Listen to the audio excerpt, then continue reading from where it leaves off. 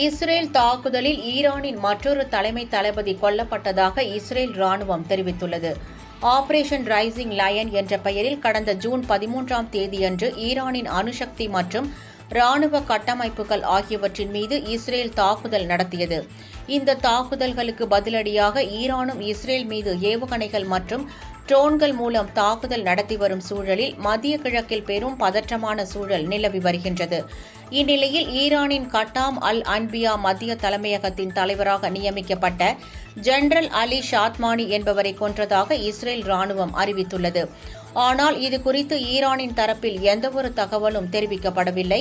முன்னதாக கடந்த சில நாட்களுக்கு முன்னர் இஸ்ரேலின் தாக்குதலில் ஈரானின் ராணுவ தளபதி ஜெனரல் கோலம் அலி ரஷீத் என்பவர் கொல்லப்பட்டார்.